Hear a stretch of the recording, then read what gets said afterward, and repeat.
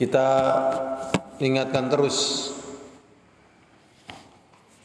pada diri kita masing-masing agar senantiasa bersyukur kepada Allah Subhanahu wa taala. Karena sesungguhnya kenikmatan Allah tak terhingga, tak terhitung. Dari nikmat iman, Islam, kemerdekaan negeri ini, Republik Indonesia, ketentramannya, kemudahan di dalam beribadah kita di negeri ini, adanya guru yang mengajar ilmu syariat, adanya para medis yang mengobati dan memeriksa sakit kita, transportasi, komunikasi, dan hal-hal yang sangat banyak. Wajib kita bersyukur kepada Allah Subhanahu wa taala. Dan Allah Subhanahu wa taala mengatakan, wa in ta'uddu ni'matallahi la tuhsuha. Dan jikalau kalian hitung-hitung nikmat Allah, niscaya kalian tidak akan bisa menghitungnya. Dan Allah Subhanahu wa taala juga mengatakan, wa ma bikum min ni'matin faminallah. Dan apa saja yang kalian nikmati dari kenikmatan, hakikatnya, sumbernya adalah dari Allah Subhanahu wa taala. Wa ilaihi tuja'arun, dan kepada Allah lah kalian berharap. Jadi di saat-saat ini kita mengingatkan agar kita bersyukur kepada Allah, karena kemerdekaan itu diraih dengan perjuangan yang panjang dan lama, pemikiran yang lama, dengan darah, keringat, air mata, untuk mendapatkan kedaulatan negeri.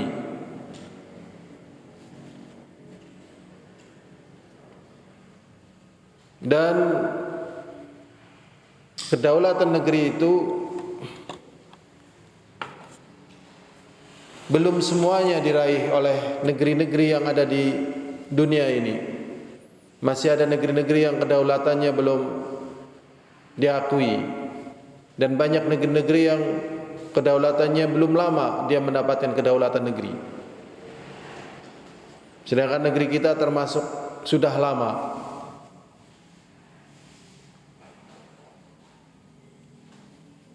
Kemudian ya hadirin azani wa azakumullah, apakah kenikmatan yang diberi ini akan tetap ada pada kita dan akan tetap pada anak cucu kita? Jawabannya tidak. Jadi kenikmatan itu bisa hilang, sebagaimana orang yang sehat bisa sakit, sebagaimana orang yang berharta bisa miskin, sebagaimana orang yang cantik kehilangan kecantikannya bisa hilang. Makanya Allah Subhanahu wa taala berfirman,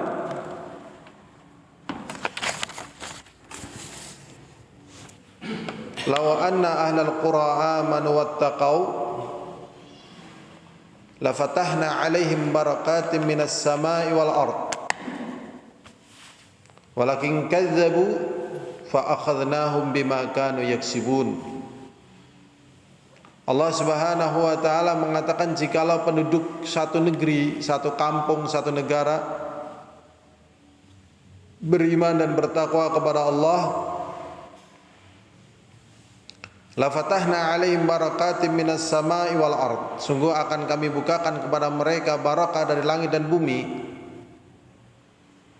Walakin kadzabu, akan tetapi mereka mendustakan.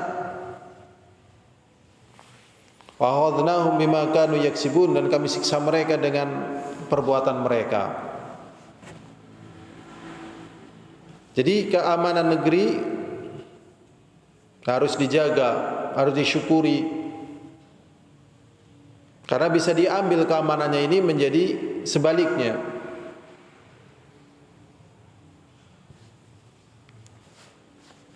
Seperti firman Allah Subhanahu wa taala,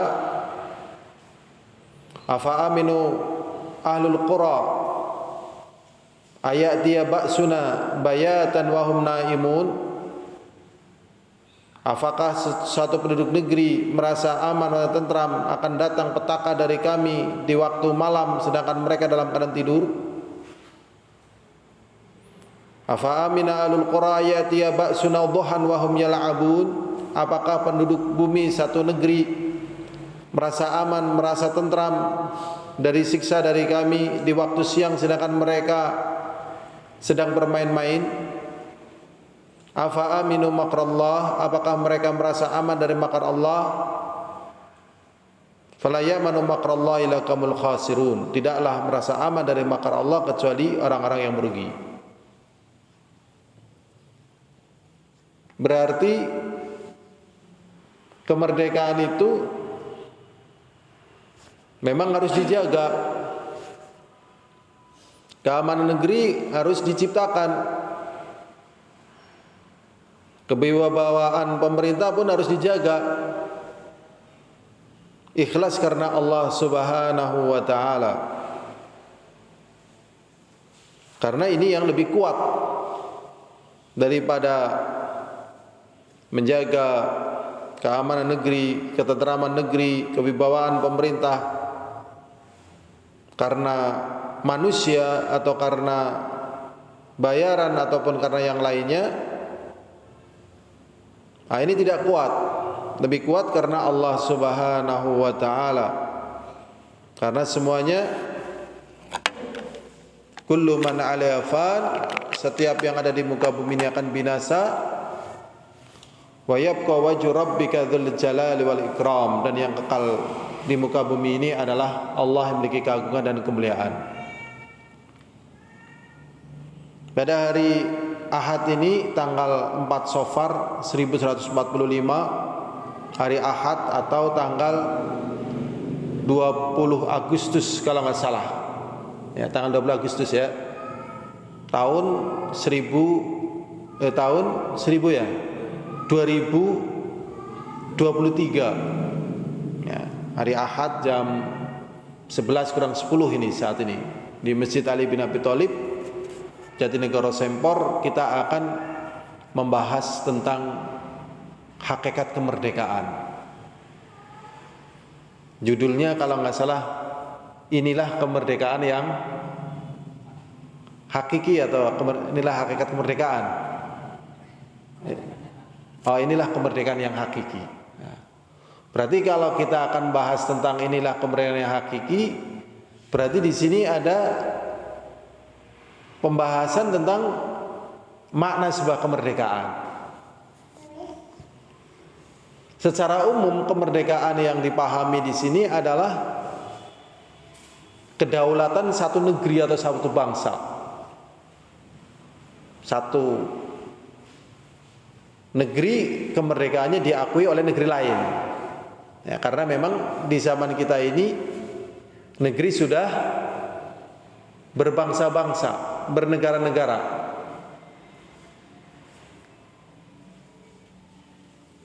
Satu negeri dikatakan negeri pertama tatkala memiliki wilayah, memiliki rakyat, memiliki alat negara. Kemudian berikutnya yang agak sulit adalah diakui oleh negeri lain. Negeri kita alhamdulillah sudah mendapat itu semuanya.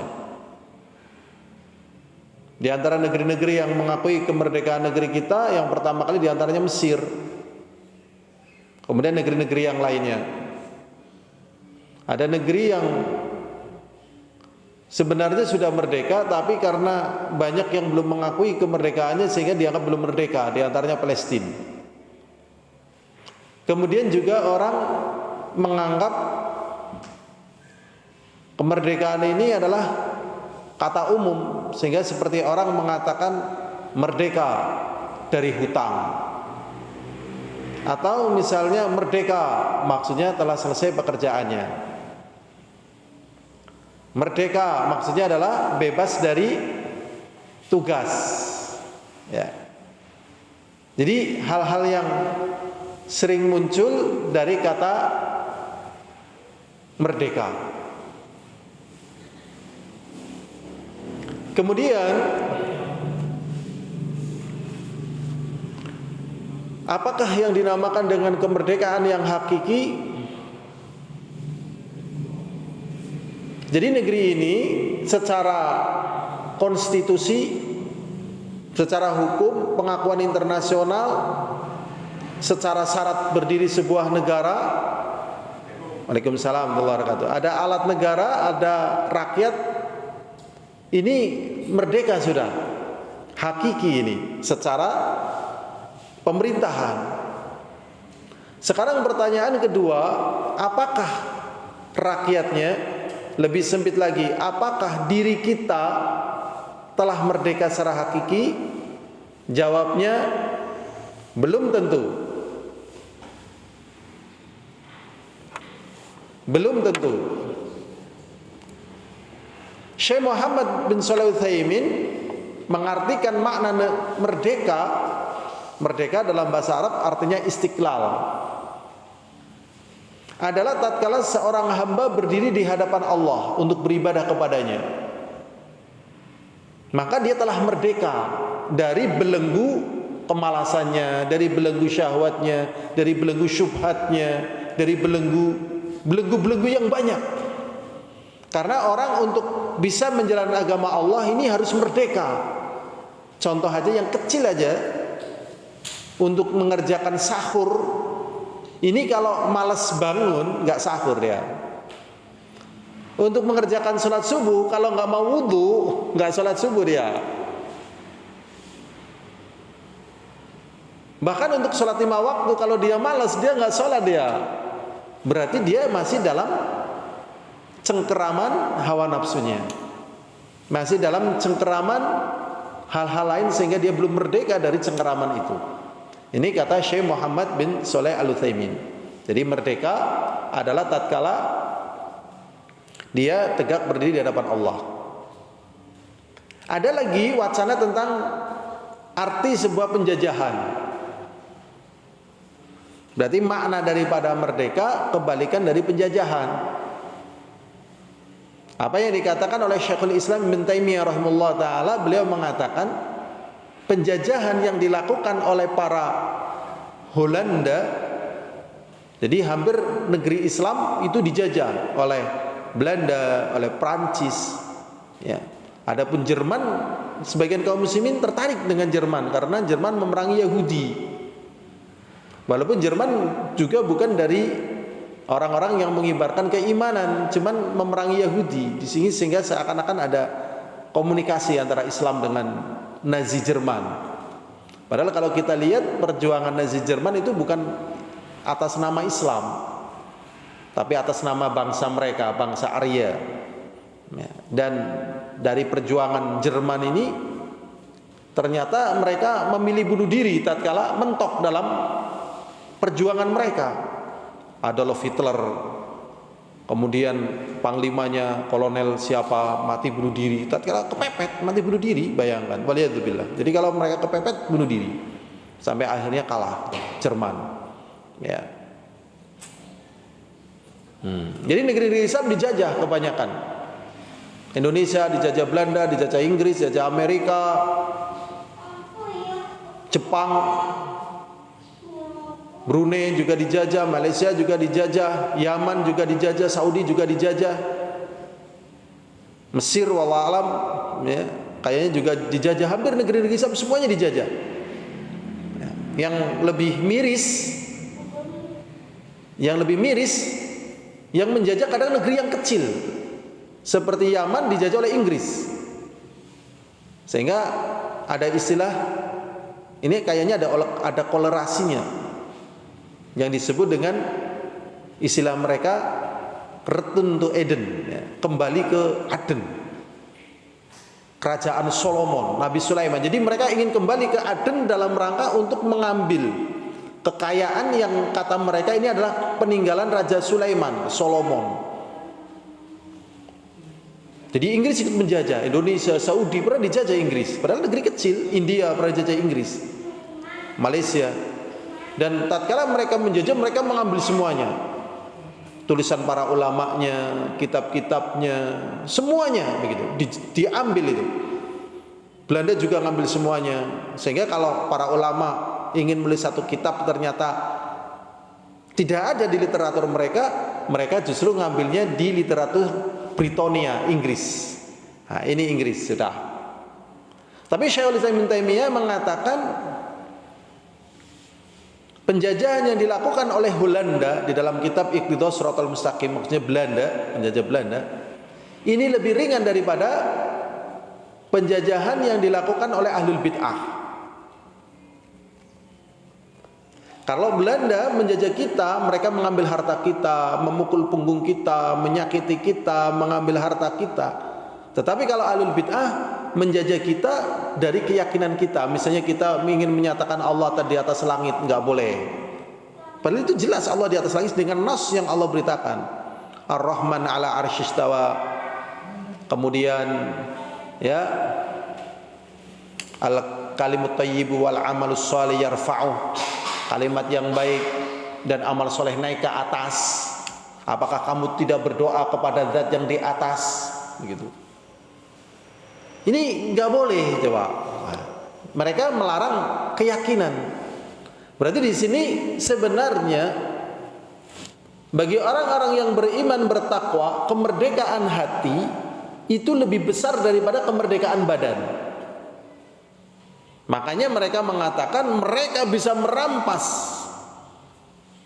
harta-harta kita, tetapi mereka tidak bisa merampas apa yang ada di dalam hati kita, yaitu keimanan. Jadi ada juga para ulama mengatakan jikalau para pemerintah, para sultan mengetahui apa yang ada dalam hati kita dari keimanan, mereka akan merampasnya. Dari kebahagiaan mereka akan merampasnya. Tapi mereka tidak tahu. Dan sesungguhnya kebahagiaan itu ada di hati. Makanya di sini kemerdekaan hati, kemerdekaan jiwa ini sebenarnya lebih besar, lebih tinggi dibandingkan kemerdekaan badan. Karena kemerdekaan badan di sebuah negeri yang merdeka, tatkala hatinya belum merdeka, badannya pun tertindas oleh hawa nafsunya. Nah, ini tentang makna sebuah kemerdekaan. Di sini ada catatan tentang perjuangan, ya, kayaknya ini tentang negara Saudi ini, ya. Tapi kalau tentang negeri-negeri yang lain, ya hampir sama sebenarnya, ya. Cuman kan sisi perbedaannya di sini ditinjau dari sisi Al-Quran. Kalau yang lain biasanya terlepas daripada Al-Quran, cuman masalah kekayaan dan seterusnya, kebebasan, seterusnya. Kalau di sini ya meliputi iman, takwa. Ya hadirin azani wa azakumullah. Jadi kisahnya di sini, nih, ini ada seorang tokoh, ya, kayaknya pendiri kerajaan Saudi ini. Waktu dia pulang dari pengasingan setelah negerinya dijajah, ya, setelah itu dia membangun negerinya,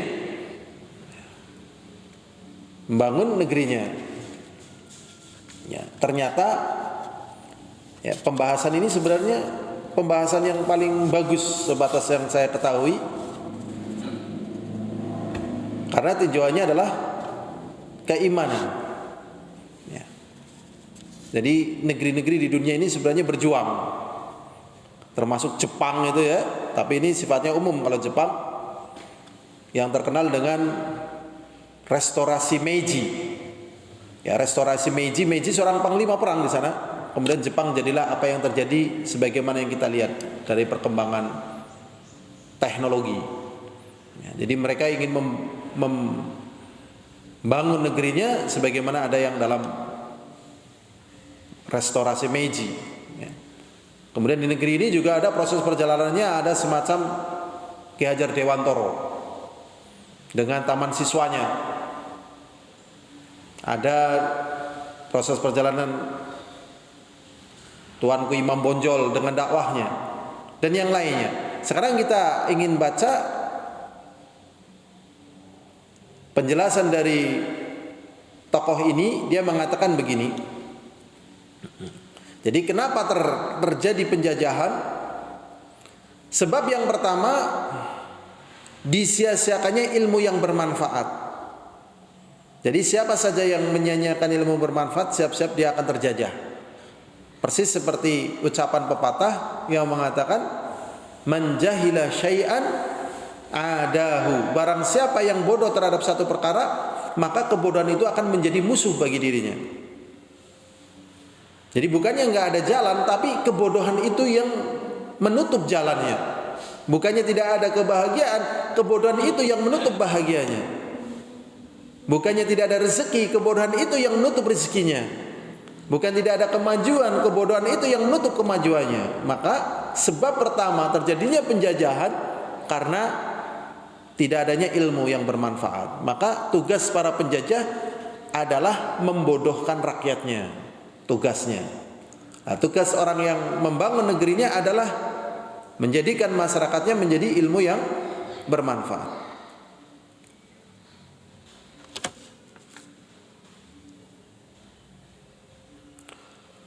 Beliau mengatakan, ya, na'am la istiqlala duna ilmin nafi'. Ya, tidak ada kemerdekaan tanpa ilmu yang bermanfaat. Karena ilmu yang bermanfaat itu adalah warisan para nabi dan para pengikutnya. Sebagaimana yang disebutkan di dalam hadis yang mulia, innamal anbiya lam yuwarrithu dinaran wala dirhama. Innama warathul ilma faman akhadhahu akhadha bihadzin wafir. Sahih Sunan Ibnu Majah. Dia mengatakan sesungguhnya para nabi itu tidak mewariskan dinar dan dirham. Jadi dinar dan dirham bukan hakikat daripada apa? Kemerdekaan. Buktinya banyak orang yang punya dinar dan dirham, dia saling bunuh. Petaka datang di situ. Sehingga tidak diwariskan dinar dan dirham. Tetapi para nabi dan para rasul itu mewariskan ilmu. Ilmu yang bermanfaat, bagaimana menyelamatkan diri, bagaimana membahagiakan diri, bagaimana membangun negeri, bagaimana mensyukuri kemerdekaan negeri, bagaimana biar negerinya aman, mempelajari tentang ibadah, tentang muamalah. Ini namanya ilmu bermanfaat. Faman akhadahu akhadha bihadzin wafir. Dan barang siapa yang mengambil ilmu yang bermanfaat, maka dia telah mengambil bagian ilmu yang banyak. Sedikit info, ya, sedikit info. Dulu bangsa kita ini banyak yang jadi TKW, TKI ke Arab Saudi. Ternyata mereka pulang macam-macam keadaannya. Ada yang diperkosa dan seterusnya. Ada yang bawa anak dan seterusnya. Kenapa? Sebelum bangsa Saudi merdeka, mereka masih primitif. Seingat saya Saudi merdeka pada tahun 1947 atau 1950 dari kerajaan Inggris. Primitif. Jadi yang memperjuangkan kemerdekaan para ulama. Karena mereka kadang kerja di negeri yang waktu itu masih primitif, sehingga menganggap orang lain adalah budak, sehingga terjadi macam-macam begitu ya. Sementara mereka memiliki kekayaan, kemudian diupayakan pada masyarakat mereka adanya apa? Dakwah, dibimbing, diajari, sehingga mereka menjadi orang yang berilmu. Sehingga Saudi yang baru merdeka kemarin dengan Saudi yang sekarang berbeda. Demikian juga negeri kita ini. Dulu kita masih ingat, anak sekolah pakai jilbab nggak boleh. SD, SMP, SMA. Kalau SMA itu kalau ijazahnya pakai jilbab nggak boleh, bayangkan. Padahal di sekolah Islam, saya termasuk di sekolah Islam bukan sekolah negeri, itu nggak boleh, bayangkan. Sehingga ketakutan. Saya masih ingat teman-teman saya itu, ya, tatkala pakai jilbab untuk foto yang ada di ijazahnya nggak boleh, bayangkan. Tapi sekarang alhamdulillah kebanyakan pakai busana muslimah. Walaupun perlu dibimbing lagi dengan ilmu yang bermanfaat, yang pakai busana muslimah dengan akhlak yang muslimah juga. Ini namanya apa? Ilmu yang bermanfaat. Nah, ilmu yang bermanfaat yang menyebabkan orang yang sudah merdeka menjadi lebih merdeka lagi. Kemudian yang kedua, tidak dinamakan dengan kemerdekaan tatkala tidak adanya keadilan. Diaul adl alladzi bihi qiyamul mujtama'at. Karena dengan keadilan itu tegaknya masyarakat. Tegaknya masyarakat. Ya, jadi di negeri ini termasuk negeri hukum. Dan keamanan bagi rakyat yang ada di negeri ini terjamin. Sehingga tidak ada orang kuat, pasti ada hukum yang akan menindak perbuatan siapa saja. Cuman ada hal yang ada di negeri ini yang perlu kita waspadai, yaitu ya tentang yang disebut dengan demokrasi, kebebasan berbicara, berpendapat, sampai pada keadaan yang melanggar syariat. Melecehkan pemerintah. Melecehkan pemerintah nggak boleh. Bagaimana kalau kita melecehkan tukang becak yang menjadi teman kita? Kamu tahu nggak tukang becak itu kan begini dan begitu. Kita ghibahi.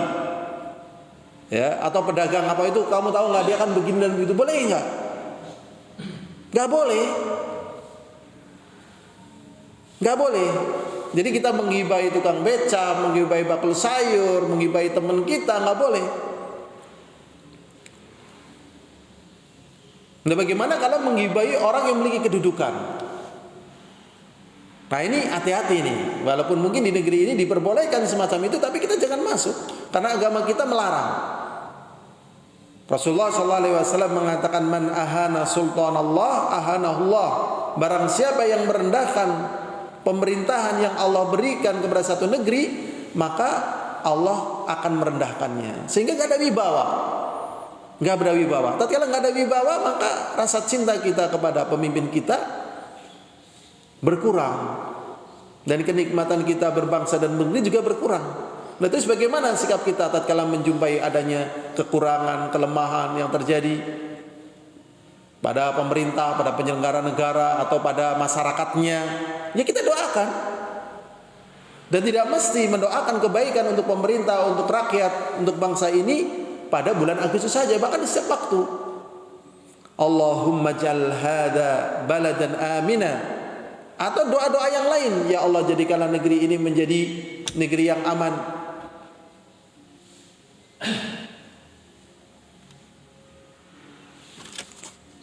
Allahumma ja'al hadza baladan amina wajnub ahlahu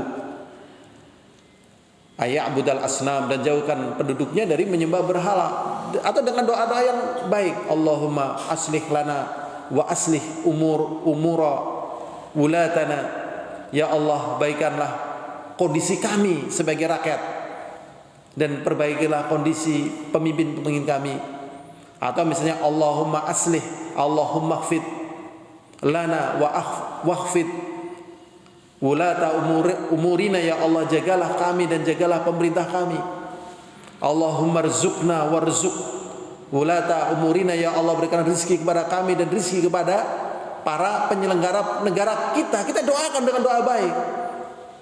Nah, kalau kita tidak mendoakan, kita mencela, terus apa yang kita lakukan? Jadi di sini terkadang kita terjatuh pada perkara yang tidak adil. Contoh seperti ini.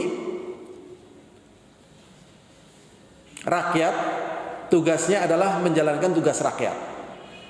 mendoakan, bekerja dengan baik, menjalankan tugasnya, bersabar atas kekurangan. Terkadang sesama rakyat memberikan tugas kepada rakyatnya, kepada teman-temannya dengan apa yang bukan menjadi tugasnya. Contoh, setiap bayi yang terlahir di negeri ini sudah menanggung hutang negara sebanyak 50 juta. Lah terus kita nggak mikir utang 50 juta, wong kita juga nggak kebayang punya utang itu kok. Wong kita mikir untuk usaha kita dan sebagainya aja berat, untuk kehidupan kita berat, kok kita diajak suruh mikir-mikir kayak gitu itu.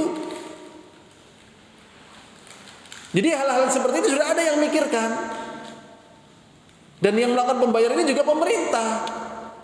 Adapun misalnya nanti akan ada dampak yang mengerikan, misalnya terjadi pencaplokan asing terhadap negeri kita, ini perkara lain. Dan ada penanganan lain, tetapi tugas daripada kita adalah bagaimana kita menjadi sebab kebaikan bagi diri kita, bagi lingkungan kita, bagi masyarakat kita. Jadi bukan kita dibawa kepada perkara-perkara yang kita tidak mampu. Nambahi pikiran. Nah ini kadang ini dijejalkan, ini nggak benar ini. Yang benar kita doakan agar kita selamat, pemerintahnya selamat. Karena semuanya dalam genggaman kehendak Allah Subhanahu wa taala. Seperti apa yang Allah katakan, wa makaru wa makarallahu wallahu khairul makirin. Mereka berbuat makar dan Allah membalas makar. Dan Allah sebagus-bagus pembalas makar. Jadi tatkala orang-orang kafir ingin menjatuhkan makar ke negeri ini, kalau orangnya bertakwa, Allah akan menjaga. Dan ternyata sering terjadi musibah-musibah di negeri kafir tanpa kita harus melakukannya. Nah ini pertolongan dari Allah. Sehingga jangan sampai tatkala kita menjalani kehidupan ini, kita terlepas dari yang namanya keadilan.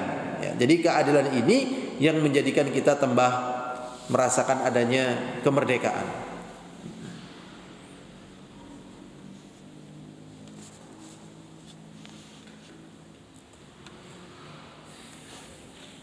Berikutnya lah hadrun azani wa azakumullah.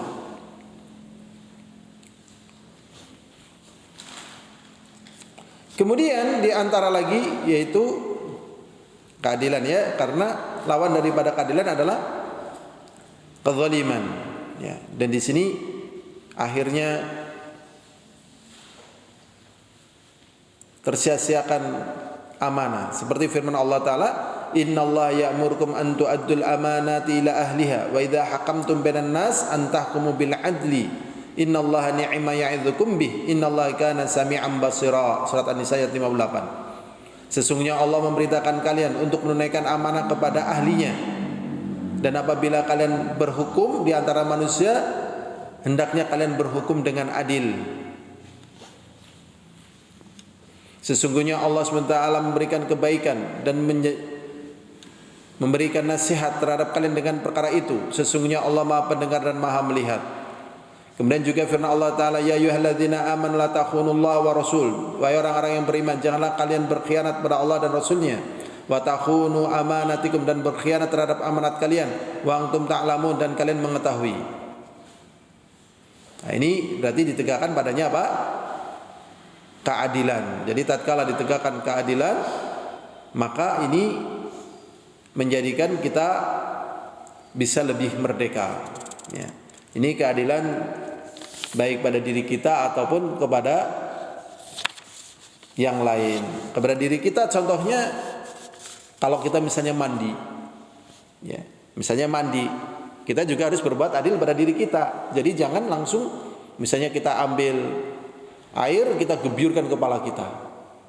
Tubuh ini punya peranan masing-masing, punya hak masing-masing. Jadi katakanlah dari tangan dulu kita cuci, setelah itu kita guyur anggota badan sebelah kanan, setelah itu guyur sebelah kiri, mungkin kita sabunan. Setelah sabunan kita mau mengguyur badan, misalnya kita ya guyur badan kita, setelah itu sabuni kepala kita, baru kita guyur kepala kita. Ini badan kita lebih siap. lebih mendapatkan haknya. Dan berapa banyak orang mati di kamar mandi gara-gara zalim pada dirinya. Begitu mandi dalam keadaan panas, dia tidak peduli badannya butuh dingin, kemudian dia langsung mengambil air, dia guyurkan di kepalanya, padahal yang namanya panas tubuh itu keluar dari ubun-ubun, dari kaki naik terus sampai apa? Ubun-ubun. Karena ubun-ubunnya sudah terkena air, panasnya nggak bisa keluar. Tatkala panasnya keluar, akhirnya dia jatuh di kamar mandi dan mati.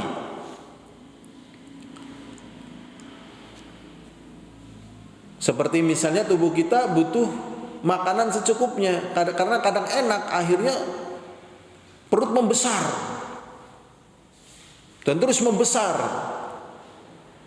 Dan tatkala manusia udah biasa makan, perutnya membesar dan membesar, yang istilahnya sekarang obesitas, akhirnya dia tidak pernah bisa adil terhadap waktunya, terhadap tenaganya. Jadi yang dia rasakan adalah pingin makan. Waktu istirahat gak ada, waktu olahraga gak ada, waktu taklim gak ada, waktu ini gak ada.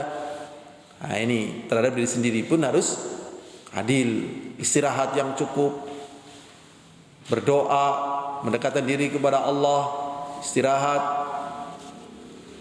Dan contoh-contoh lagi bentuk keadilan terhadap tubuh banyak di masa Rasul dicontohkan.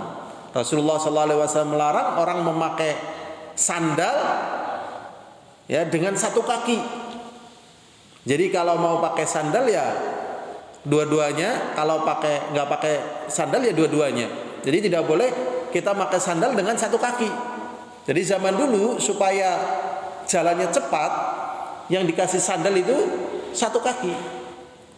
Karena lantainya panas, jalannya panas, maka tatkala kaki yang satu nempel di jalan karena dia pakai sandal nyaman. Tapi tatkala kaki yang satu karena tidak pakai sandal, ya, kalau menyentuh tanah itu pasti panas, akhirnya dia nggak berani lama, harus loncat lagi. Akhirnya dia jalannya harus cepat. Karena kaki yang satu ini akan merasakan panas kalau disentuhkan lama di jalan, akhirnya lari dia. Ini nggak boleh. Seperti cukur kozak, ya. Jadi sebagian kepala dibersihin, ya. Sebagian kepala masih ada rambutnya, ini nggak boleh karena terjadi kezaliman pada organ tubuh kita. Sehingga kalau mau cukur ya mending bersih aja, ya. Dan ada satu hal hadis ini yang jarang dipahami, apa yang dikatakan oleh Rasulullah SAW, wa akrimu sya'ra, dan muliakanlah rambut. Jadi Rasulullah SAW mengatakan, jikalau aku atau ada orang yang memiliki satu rambut, maka rambut itu pun akan aku muliakan, yaitu diminyaki dan sebagainya. Di masa kita, orang itu kadang nggak memuliakan rambut, ya, nggak diminyakin, nggak dijaga, ya. Ada lagi, ya, wa akrimul khubza, dan muliakanlah roti. Di tempat kita kadang membuang makanan, menginjak makanan. Ini satu hal yang biasa, padahal ini nggak boleh. Dan Rasulullah mengatakan wa akrimul khubza. Jadi satu roti, satu nasi ini dengan proses yang sangat panjang. Jadi nasi yang katanya itu perah misalnya, dimakan nggak enak, itu prosesnya panjang, dari padi ditanam, tumbuh, dipanen, dijemur, digiling, setelah itu dimasak, baru dihidangkan kepada kita. Jadi ini barang mulia sebenarnya. Kemudian juga termasuk kezaliman diri sendiri, diantaranya misalnya kita berteduh, sebagian badan terkena panas, kaki kita terkena, sebagian badan terkena teduhnya, kaki kita kiri terkena dinginnya, ya, terkena panasnya, maka ini nggak boleh, ya. Jadi kalau mau panas ya panas sekalian, kalau mau dingin dingin sekalian. Jadi harus perhatian terhadap tubuh. Ini terhadap tubuh ditegakkan padanya keadilan, tidak boleh zalim. Nah, bagaimana terhadap yang lain? Jadi kemerdekaan ini diantaranya adalah dengan keadilan. Berikutnya ialah hadir azani wa azakumullah. Di sini disebutkan lagi, ya, tidaklah dikatakan merdeka kecuali dengan berbuat baik. Jadi kalau misalnya orang itu menyanyiakan perbuatan baik, maka sejatinya dia belum merdeka. Jadi kalau merdeka ya harus mampu berbuat baik. Di sini dalil-dalilnya sangat banyak sekali. Sebagaimana firman Allah di dalam surat Al-Baqarah ayat 195 Allah SWT mengatakan wa ahsinu innallaha yuhibbul muhsinin. Berbuat baiklah kalian karena sesungguhnya Allah mencintai orang yang berbuat baik. Dan juga di dalam hadis Rasulullah SAW diriwayatkan Imam Muslim, Rasulullah mengatakan innallaha katabal ihsana ala kulli syai'. Sesungguhnya Allah mewajibkan kita berbuat baik terhadap segala sesuatu, termasuk tatkala kita mau membunuh. Membunuh itu tidak boleh dengan kejahatan. Wa idza dzabhtum fa ahsinu dzibha wa idza qataltum fa ahsanu qitlah. Dan apabila kalian mau menyembelih, perbaikilah teknik cara menyembelihnya. Dari pisau ditajamkan, binatang yang mau disembelih dimuliakan, mengucapkan nama Allah, dikondisikan nyaman, ya, sehingga tidak sampai menyakiti, sembelih dengan nama Allah. Dan kalau misalnya mau membunuh, misalnya perang juga fa'aksinul qitlah, dengan cara peperangan yang bagus. Anak-anak nggak boleh dibunuh, perempuan nggak boleh dibunuh, tidak boleh menggunakan senjata pemusnah massal. Tujuannya hanya untuk mengalihkan mereka kepada Allah. Ya, jangan berbuat zalim, jangan berbuat jahat. Ini pada kondisi yang orang lupa.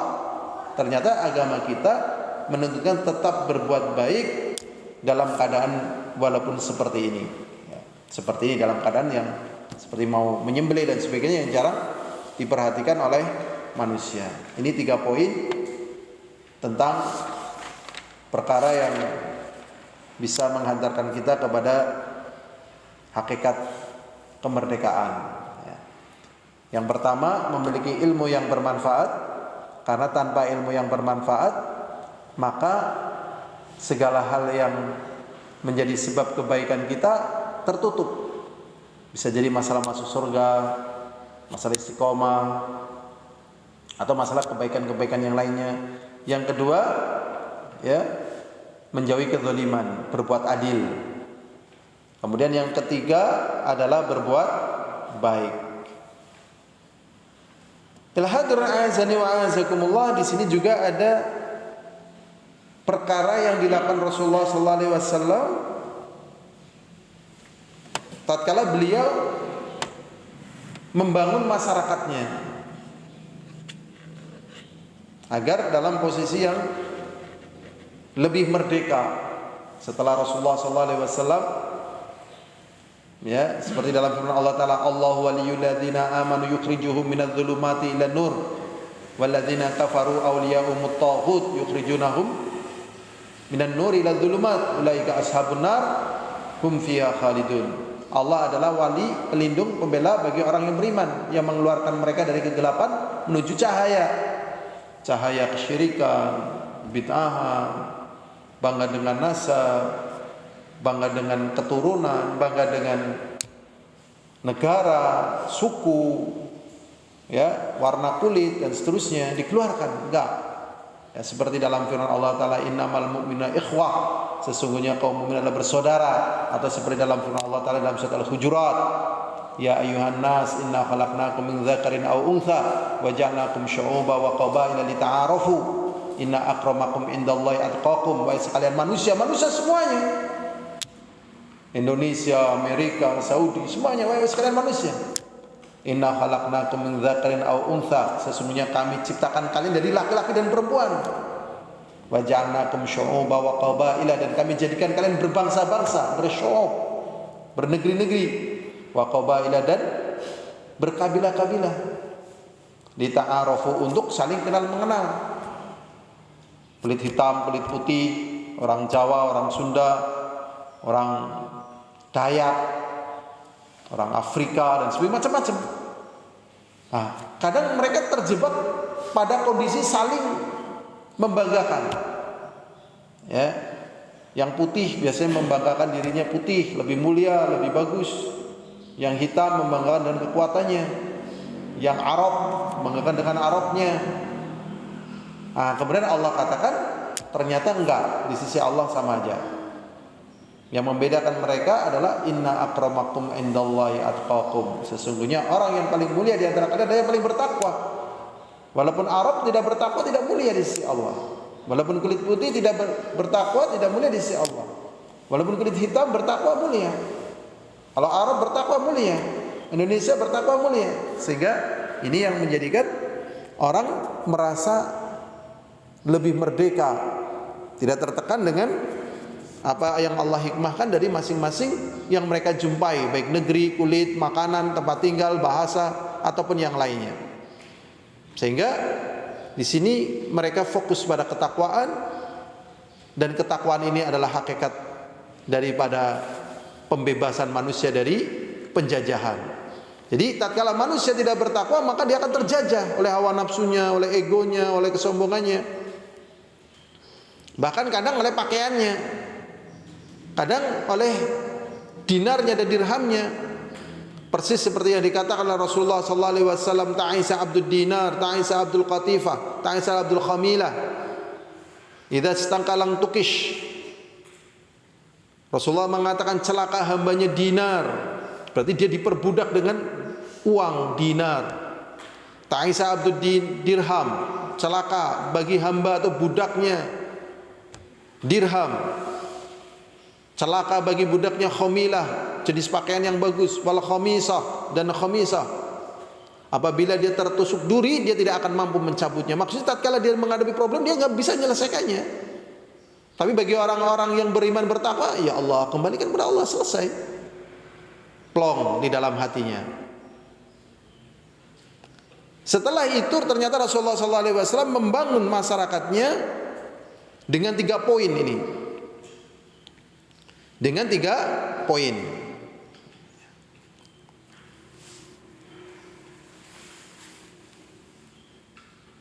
Yang pertama, binaul mufrad al-muslim.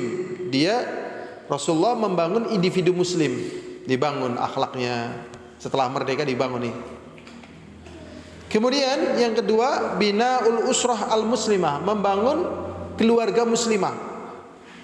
Jadi pribadinya baik, keluarganya sakinah mawaddah warahmah. Wa binaul mujtama' al-muslim, dan masyarakatnya juga beribadah kepada Allah, negerinya. Ini yang dibangun oleh Rasulullah sallallahu alaihi wasallam.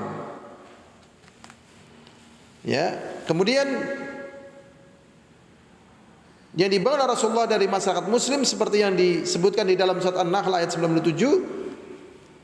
Allah SWT mengatakan, man amila salihan min dzakarin aw untha, barang siapa yang beramal saleh baik laki ataupun perempuan. Manusia ya cuman laki atau perempuan saja. Walaupun di sana ada bencong, bencong itu masuk dalam kategori laki-laki dari sisi kelaminnya. Ya, jadi dia laki-laki. Mana amila salih min dzakarin aw untha, dari laki atau perempuan, wa huwa mukmin, sedang dia beriman, falanuhyiyannahu hayatan thayyibah, maka oleh Allah SWT akan diberikan kehidupan yang thayyibah, yang baik.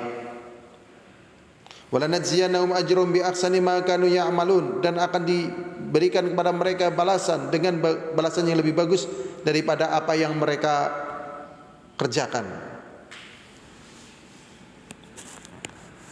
Ini baru secara individu, belum secara keluarga, ya. Dan belum secara masyarakat. Tapi gambaran secara individu ini yang dibangun sehingga bebas dari belenggu syahwat, syubhat, sehingga jiwanya tidak merdeka. Bagi individu yang pertama yang dia harus miliki yaitu husnul fahmi li tauhid wal ibadah. Dia memiliki kefahaman tentang tauhid yang baik dan ibadah yang baik, dan juga dia memahami tentang maqasidus syar'i, tujuan syar'inya itu apa sebenarnya. Ini pembahasan yang sering disampaikan oleh para ulama, karena yang namanya orang hidup seperti yang dikatakan oleh Rasulullah SAW, innamal amru ala khawatim, sesungguhnya urusan itu tergantung pada akhirnya, yaitu husnul khatimah. Sehingga mereka dituntut atau dibimbing untuk memahami maksud syariat. Sebenarnya maksud syariat itu apa? sehingga mereka bisa meraih kebaikan dunia dan kebaikan akhirat. Berikutnya, memahami ilmu Islam dan menyeluruh sebagaimana yang diperintahkan ya oleh Allah SWT. Ini dalam surat Zumar ayat 9. Allah SWT mengatakan, amman huwa qanitun ana al-lail sajidan wa qa'iman yakhdharul akhirah wa yarjuna rahmata rabbih kul hal yastawil ladzina ya'lamun wal ladzina la ya'lamun innama yatadzakkaru ulul albab. Apakah orang-orang yang tegak berdiri untuk beribadah kepada Allah siang dan malam, sujud dan berdiri, takut terhadap akhirat dan berharap rahmatnya, apakah sama dengan orang-orang yang tidak seperti itu? Kata Nabi, qul hal yastawil ladzina ya'lamun wal ladzina la ya'lamun, apakah sama orang yang mengetahui dengan orang yang tidak mengetahui? Innama yatadzakkaru ulul albab, sesungguhnya yang bisa ambil pelajaran adalah orang-orang yang memiliki akal, memiliki ilmu. Ini yang pertama. Jadi memiliki kefahaman terhadap tauhid dan ibadah yang baik. Kemudian yang kedua, ikhlas di dalam ucapan dan perbuatan. Seperti dalam surat Al-An'am ayat 162. Allah SWT mengatakan, qul innas salati wa nusuki wa mahyaya wa mamati lillahi rabbil alamin. Katalah Nabi, sesungguhnya salatku, sembahyangku, hidupku dan matiku untuk Allah SWT. Jadi ikhlas, baik ucapan ataupun perbuatannya. Kemudian yang ketiga, bagusnya amalan dan takwa. Seperti firman Allah Ta'ala, qul innama ana basyarum mithlukum yuha ilayya annama ilahukum ilahu wahid faman kana yarju liqa rabbih falyamal amalan salihah fala yusyrik bi ibadati rabbi ahada. Kata Nabi, sesungguhnya aku adalah manusia biasa seperti kalian, tetapi diwahyukan kepadaku, sesungguhnya Tuhan kalian adalah Tuhan yang satu. Barang siapa yang berharap pertemuan dengan Rabbnya, maka hendaklah dia beramal dengan amalan salihah. Jadi kalau ingin ketemu dengan Allah, ya beramal salih. Wala yusyrik bi ibadati rabbi ahada, dan jangan berbuat syirik dengan satu apapun. Kemudian yang keempat, berjihad. Seperti firman Allah dalam surat Tahrim ayat 9, ya ayuhan nabiyyu jahidil kuffara wal munafiqin waghlud alaihim wa ma'wahum jahannam wa bi'sal masir. Wahai Nabi, perangilah orang kafir dan munafik dan kelas dalam mereka, dan tempat kembali mereka adalah jahanam, dan jahanam itu adalah sejelek-jelek tempat kembali. Dan jihad di masa kita diantara yang paling berat adalah thalabul ilmi. Jadi mencari ilmu, kalau pupus maka akan ada syubhat yang masuk, dan syubhatnya itu akan kita benarkan, dan akhirnya kita mengikuti syubhat dan kita sudah mulai tidak tahu sebenarnya arah kembali kepada ilmu. Maka di sini di antara poin yang berikutnya tadi jihad.